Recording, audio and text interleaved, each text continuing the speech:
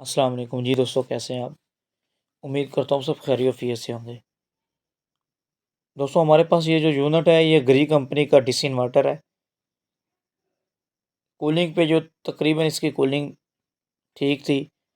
जब हमने हीट पे कन्वर्ट किया है तो इसमें जो हीट है वो बिल्कुल ना होने के बराबर थी। जस्ट एक सिंपल फ़ैन था। इसमें जो प्रॉब्लम था वो हमने सबसे पहले ट्रेस आउट किया है और उसके बाद हम आपको दिखाएँगे। दोस्तों, पूरी वीडियो देखने से पहले आपसे एक छोटी सी रिक्वेस्ट है, अगर आप हमारे चैनल पे नए हैं तो हमारा चैनल सब्सक्राइब करें और बेल आइकन पर प्रेस करें ताकि हमारी आने वाली तमाम वीडियोस आप तक बआसानी पहुंच सकें। जी तो दोस्तों, इसका पाइप पंच था सेक्शन पॉइंट वाला। कंप्रेसर को पूरा प्रेशर नहीं मिल रहा था, जिसकी वजह से हमारा कंप्रेसर बग़ैर एरर दिए बार बार ट्रिप हो रहा था। आपके सामने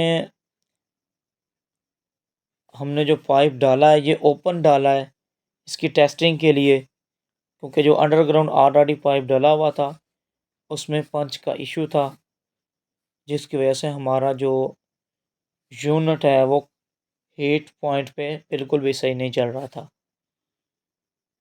तो दोस्तों, हमने टेस्टिंग करने के लिए पहले इसे कूल पॉइंट पे चलाया है। पाइप किट हमने सारी नई डाल दी है। कूल पॉइंट पे चलाने के बाद हमने इसे हीट पे कन्वर्ट कर दिया है, ताकि हमारा जो रूम टेम्परेचर है पहले वो हमने डाउन किया, उसके बाद हीट पॉइंट पे किया है। टेस्टिंग के लिए लॉन्ग टेस्टिंग पे हमने चलाया है। जब सही पाइप किट पे इसे चलाया तो इसका जो रिज़ल्ट है वो बेहतरीन था और इसमें हीटिंग प्रॉपर तरीके से हो रही थी।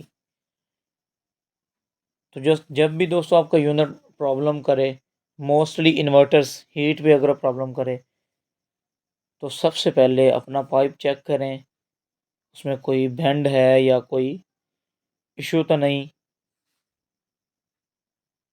उसके बाद ही अपना जो नेक्स्ट प्रोसेस है वो पूरा करें। हमने इसका फॉल्ट ट्रेस किया, इसकी किट चेंज कर दी, पाइप किट ट्राई के लिए हमने चलाया तो ये बेहतरीन चल रहा था और आपके सामने अभी ये हीटिंग मोड में है।